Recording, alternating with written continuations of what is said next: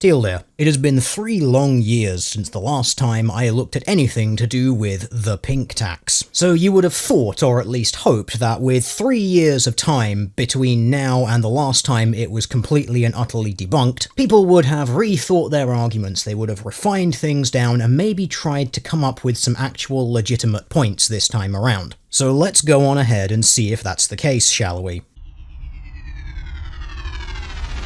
When I was in high school, I would always buy these types of razors, the men's ones, instead of these types of razors, the women's ones, because these were cheaper. Honestly, if you are really concerned about the conspiracy theory that is the pink tax, this is in fact exactly what you should be doing to combat it. You vote with your wallet, and eventually the market forces will make companies have to start altering their products. If there's no demand for a product, it will eventually cease to exist. But I was always confused. I kept looking at the amount of razor blades, the material quality, even the size, trying to find a difference. But there wasn't one. Are you sure about that? Like, absolutely 100% that's your final answer sure about that? Because I spotted a difference. In fact, I spotted a difference that it appears you were trying to conceal. Let's go back and have a look at those pink razors, shall we? Do a little bit of zoom and enhance. Now what's that underneath your thumb there? Well, only a few seconds later, you show us what's written there. It's 12 plus 3, giving you a total of 15 razors compared to the men's 12 razors. So 15 razors costs more than 12 razors. Wow, colour me surprised. But wait a minute, let us zoom and enhance one more time, shall we? Because on this pack it also says +1 Venus Simply 3. So wait a minute, that's a Venus Simply 3 razor inside a bag of Gillette Daisy razors. So I did a little bit of poking around looking at all of these different razors to see if there was any difference, and what a surprise there is. So when you're buying your 15 pack of Gillette Daisy razors, which are a 2-bladed razor, comparing that to Gillette Sensor for Men, which is also a 2-bladed razor, which comes in a pack of 12, you are in fact getting this extra 3-blade razor of higher value as well, giving you, as the pack indicates, a total of 16 disposable razors. Even if we took the +3 razors in this pack as being completely free, and so both of these packs should be identical in price, despite the fact that one contains 15 and one contains 12. And pro tip, when it comes to pricing strategies in supermarkets, sometimes putting this plus extra number of units free onto a packaging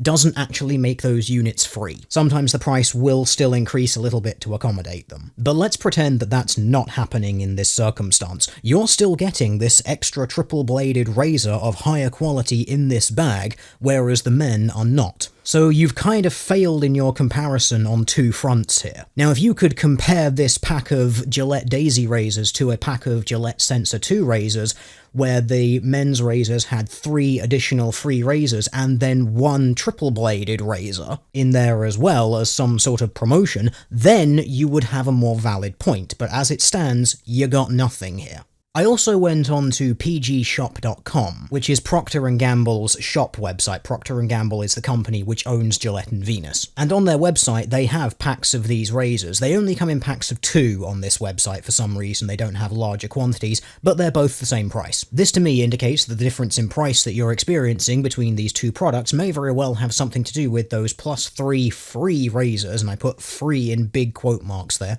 and or the addition of the triple-bladed razor of higher quality. All around, the existence of these 2 variables kind of throws this comparison out of the window. In fact, thinking about it, because of the addition of the triple-bladed higher quality razor in the women's pack, depending on how big the variance in price is between the men's ones compared to the women's ones, the women's razors might actually be better value. So why did the exact same product cost more money because it was pink instead of blue? Well, the answer is, as I have demonstrated, they are actually 2 different products. Even if you removed the +3 free from the female pack, the baseline product still contains 1 additional higher quality razor, which would then still make it sufficiently different from 12 baseline razors in the men's pack, which could explain the difference. Fast forward to now. It turns out that this is a real thing. Sure, if by real you mean work of fiction. It's called the pink tax. And it's what 50 50% of the population pays every time they shop, without even knowing it.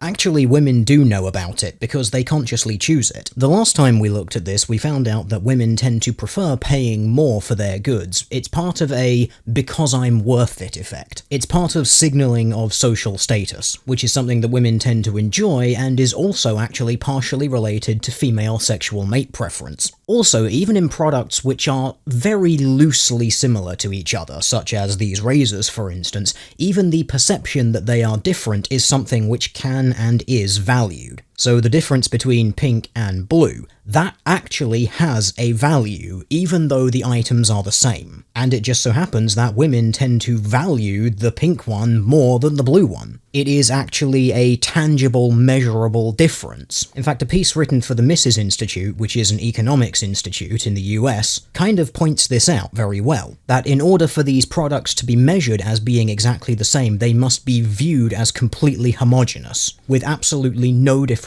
between them whatsoever. But if there's a colour difference, well, they are then two different products, and thus they have two different values. Sure, you can say, oh, well, it's just an aesthetic difference, it doesn't actually affect the function, but people pay for aesthetics. And as long as people are willing to pay for aesthetics, this difference will continue to exist. And that, of course, assumes that it is only aesthetics which are different between two products. As we've seen, that's not actually the case in most circumstances. Companies put higher price tags on products marketed to women, simply because we are women.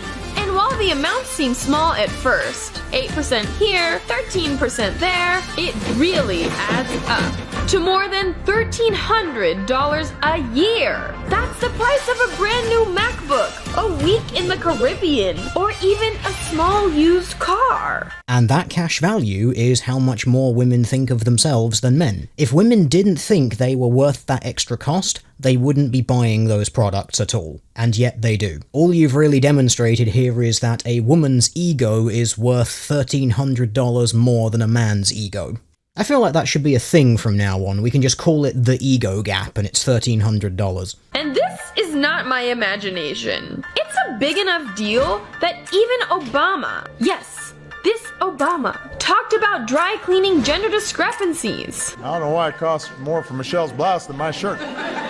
Well, he might not know the difference, but I do, because this is the exact same argument feminists were using 3 years ago. It was wrong then, and it's wrong now. There's numerous reasons why men's shirts are cheaper to dry clean than women's blouses. Generally, it comes down to the differences in cut and the amount of extra stuff on them. Men's shirts are pretty standardized, there's really not a whole lot of difference between them at all. Women's blouses, however, come in a massive variety of different shapes and sizes, and when it comes to the use of things like automated pressing machines, men's shirts are just easier to fix on than women's ones. That is basically why they're different prices. There's also the fact that women's clothes tend to be made of different materials from men's clothes, often finer and less hard wearing, which means you have to take more care when looking after them. Now that is of course a bit of a generalization, but it may account for some of that gap. So just because former President Obama is ignorant of this, that doesn't mean that you have to be as well. And this isn't happening only in the US.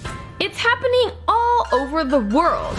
Yeah, it's almost like women all around the world think something of themselves. Almost like there's a human universal for women demanding quality and social status. Wow, if only literally everything we ever knew about human mate selection could indicate that such a thing could be possible. In Britain, women pay up to 100% more than men for identical products. Whoa, there's that word that pink tax believers don't seem to understand the meaning of again. Let's just go ahead and see if those really are identical products, shall we? So here are the ingredients: Barbasol Thick and Rich Soothing Aloe on the left, and Skintimate Skin Therapy Lotionizing on the right. Once again, I remind you that when you have an ingredients list like this, it is in order from largest quantity to smallest quantity. So even if all of the ingredients were exactly the same, if they are listed in different orders, that means there are different quantities, which could account for the differences in price. As we can see here, That's not the case because they're not the same. They both have water as the largest ingredient, and then we get to the second point where it's immediately different. Stearic acid in the Barbasol and palmitic acid in the Skintimate. You'll notice they do both contain stearic acid, but they're in different amounts, and palmitic acid is unique to the Skintimate. Both of them then use triethanolamine. Isobutane is the next one in the Barbasol. Isobutane is not used in the Skintimate, they use Isopentane instead. You've got sunflower seed oil glyceride in the Skintimate, which is nowhere in the Barbasol at all. And in the Skintimate there's lanolin alcohol, PVP, tocopherol acetate, hydrogenated vegetable oil, olive oil. None of these things are present in the Barbasol. The Barbasol instead has sodium lauryl sulfate, lauryl F23, diazolidinyl urea, and some sort of aloe extract. You can see these two things are not even remotely the same. In the US, girls' clothing costs 4% more than boys. Girls' toys cost 7% more than boys, and women's personal care products cost 13% more than men's. And never shall a citation be provided for any of these claims. But that's okay, because I'm gonna give it a go. So, first of all, in the US, girls' clothing costs 4% more than boys. okay, so before I address this point, I just want to freeze this frame here for a second. And god damn it, that face. Anyway, just take a look at how both of these people are dressed. Guy's wearing a t-shirt, probably the cheapest thing he could find in the shop that he bought it from, possibly off a clearance rail. What's she wearing? 2 layers on top, she's got this sort of peach t-shirty thing. And then over the top of it, she's got this, I'm not sure what exactly this is, but this elaborately floral printed thing. TLDR's expert guide to women's clothing. That thing. Now, if we were in a different time and a different place, I'll just put up a couple of images to represent that. If the party on the left here was complaining that their clothes cost more than the party on the right, what exactly would you say to them? Because this is the sort of situation that I can't help but see in so many occasions when I hear these women complaining about how much their clothes cost compared to the men around them. They're decked out in these multi-layered, elaborately cut, often elaborately patterned clothing, and then they complain that the person standing next to them in the most drab, boring things imaginable didn't have to pay as much for their clothing as they did. It's the aristocrat complaining that they're so oppressed because their clothing costs more than that of the peasant. And of course, she is bedecked in jewellery, multiple rings and earrings, and he has nothing. But you know, she's so oppressed because her wardrobe costs more than his. Anyway, moving on to their actual claim that girls' clothes cost 4% more than boys' clothes, I tried to dig this number up, and it seems to come from a study done in New York, conducted by a website, channelmum.com, and they actually put their findings in a YouTube video. And since it's basically just a slideshow of a bunch of stills comparing one thing to the other, I guess we can have a quick look at them. So the first one they put up is this. Oh wow, boys' coat so much cheaper than the women's coat, sexism, right? Well, maybe not. Because I'm looking at these two jackets and they are actually different. First of all, the pattern of the fabric is very different. Printing straight lines on a jacket rather than printing this elaborate pattern that the girls have. Does printing the more elaborate pattern take longer? Perhaps it does, perhaps it doesn't. If it does, that might explain some of the difference in price. Secondly, the girl's coat actually looks like it involves the use of more fabric than the boy's coat. Take a look around the chest area on both of the coats. You'll notice that the girl's one actually has a line running across it. To me, that makes it look like the girl's one actually has a sort of short shoulder cape style layer of fabric over that part of the chest, and possibly the upper back as well. I'm also looking at the pockets, and they look like they're two different style of pocket. The boys' one looks like it's just a vertical cut that's made in the outer fabric and then it has a kind of cloth pouch just inside there, whereas the girl's pocket looks like it's another layer of the same fabric sewn onto the front of the jacket. So all of that detail is going to change the number of seams that these garments have to have. Now, I don't know which kind of pocket is more effort to sew. I'm not a tailor. But to me, those two differences could quite easily account for this £2 difference in price between the two. If there is a difference in labour between the two, or one takes longer to come out of a machine than the other one, thus limiting the total that you're able to produce, that could very easily explain this difference, or at least part of it.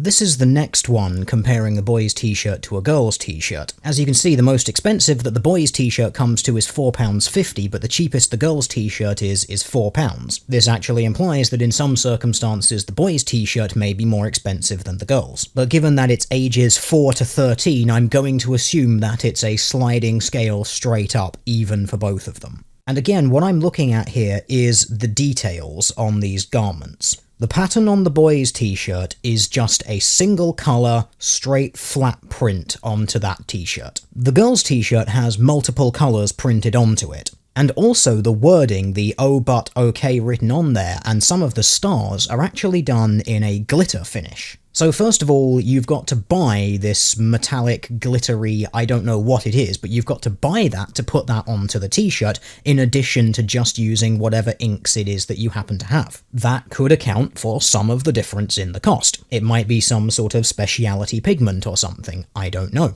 Secondly, because of the girl's t-shirt's use of multiple different colours, does this garment have to go through multiple different printing processes? Again, not something I can tell you definitively yes or no. I don't print things on t-shirts. But if that is the case, if they have to do flat colours and then a different machine for the metallic ones, that might account for some of the difference in the price, because it's extra labour. Secondly, I'm looking at the bottom of the t-shirt, and the girl's t-shirt actually has a small slit up the side of it, and then the front of the t-shirt is shorter than the back. Which means there's going to have to be extra lengths of cotton going up that split on the side and then back down from the front to the back. Presumably, that's more effort than just going straight around in a circle like the one on the boy's t-shirt. That's just two things that I notice immediately off the bat which could account for this price difference. They are, once again, very clearly manufactured differently. Next up is this one, looking at underwear, where girls' underwear is more expensive than the boys' underwear, and this one's really simple.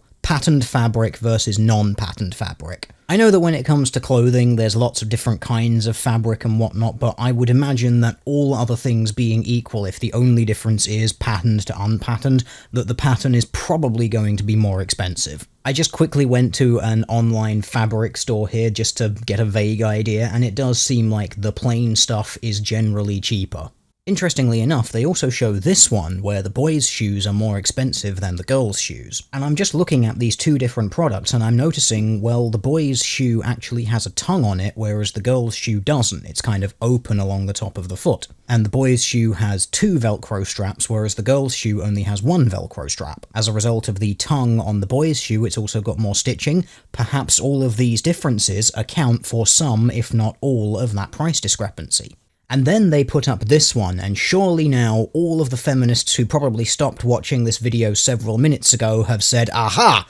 Well, Teal, you can't justify this one. These two things are clearly exactly the same. The only thing that is different about these two sets of roller skates is the colour. Ha, gotcha. Patriarchy confirmed. Anti-feminists BTFO. Now shut up and take your gender studies courses, you oppressive shitlords. But as we said earlier, colour has a value. Not only when it comes to buying whatever dyes or pigments it is that makes that colour, and very interestingly from a historical standpoint, purple was notoriously difficult to make, which is why it was associated with royalty, but it also has a subjective value for the buyer. And this is where we come to the important point of market forces. The reason that these pink and purple roller skates cost more than the yellow and blue roller skates is because you are willing to pay that much for them. If you stopped buying the pink ones for your little girls at that cost and only bought them the blue and yellow ones, eventually those pink and purple ones would come down in price to be the same as the blue and yellow ones. Retailers are charging you more for that because you will pay it. If you were unwilling to pay it, they would not be able to charge you for it. But the fact that you're willing to pay that little bit extra, just so your little girl can be happy and have the one that she wants, well, a fool and their money are soon parted. You could tell her, no, those ones are too expensive. You're getting these ones. They work exactly the same, the only difference is the colour. And then they could learn an important lesson about money. But the fact is, You cave in. You are willing to spend that extra money. And then that demand that girls have extra money spent on them for the same things or very similar things carries over from their childhood into their adult life. You, the parents who give in to this sort of stuff, are helping to condition your girls to want more expensive things when they grow up. And you're conditioning them to expect to get it. So really, this is a problem of your own making. So thus far, about 99% of the examples of price discrepancy between identical products can actually possibly be explained by the fact that the products are not identical. And in the seemingly one example where the products actually are the same, barring only colour, you still have to remember, colour and aesthetics have a price. And that price can only exist because people are willing to pay it. Anyway, next point. Girls' toys cost 7% more than boys. Seriously though, what the hell is with these faces? Girls' toys are more expensive than boys' toys. This makes the twink swoon. Whatever. So I tried to find the source of this girls' toys cost 7% more than boys' toys figure, and it seems to come from this study. Again, from New York. And this study makes repeated use of things that we've already debunked. Razors, soaps, clothing. So that doesn't exactly fill me with confidence that this study has been done by people who are in any way even competent or intellectually honest. But that's fine, let's look at the children's toy section of this study. So I went through the list of all of these toys that they've put into the general toys section. The toys that they've put next to each other are the things that they are comparing. The first thing that struck me was how many of them are actually the same. And then there were some which really stuck out to me. Now I have, unsurprisingly, absolutely no experience in buying toys for children, but I'm gonna do my best here. So the first ones which stuck out to me were the first two on this list. My first Kenmore stand mixer for the girls versus my first Craftsman 43-piece power drill set for boys. The girls' toy costs $19.99 and the boys' toy is $14.99. Well, I've got one immediate idea. Kenmore stand mixer. Kenmore actually make legitimate kitchenware. You've got to pay to use that name. It's licensed. You can't just whack the Kenmore name on anything you like. So that might explain some of the difference between these two things. That's just one thing that immediately comes to my mind, and yes, that came to my mind more obviously than how the hell are you comparing these two things? They're not even remotely similar. The next ones which stuck out to me were these Jada toy cars. The Chevy Camaro Just Girls, which is the pink one, and the Chevy Camaro Yellow, which is the boys one. The girls one costing $24.99, the boys one costing $14.99. First of all, there are material differences between the two. The girls one, you'll notice, is covered in stickers, whereas the boys one is not. Does that justify a $10 difference in price by itself? Probably not. However, we come back earlier to the point of if you're willing to pay for that difference, then of course they're going to charge that difference. But then there's a different angle to consider here, and it's to do with the kind of toy that this is. This is a toy car. Boys are far more likely to play with toy cars than girls. This has been repeatedly demonstrated. Boys are generally more inclined towards more mechanical toys, such as cars, whereas girls tend to be more inclined towards social toys, such as dolls.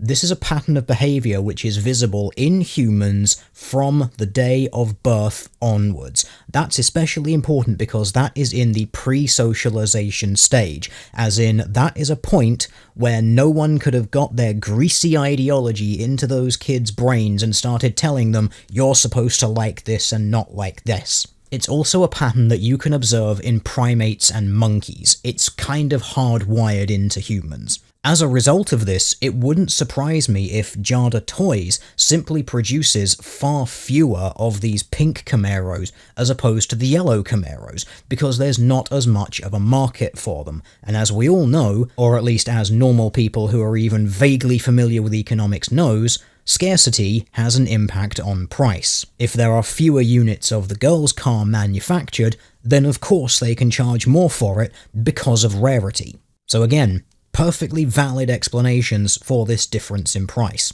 The next one that stood out, and this one just made me laugh so hard, was the Just Kids Glamour Girl and her Cool Wheels blue Mustang car at $11 versus the Just Kids battery-operated fire truck at $10. What are you doing, study? I mean, my god! You're comparing these two things. Go home, you are beyond drunk.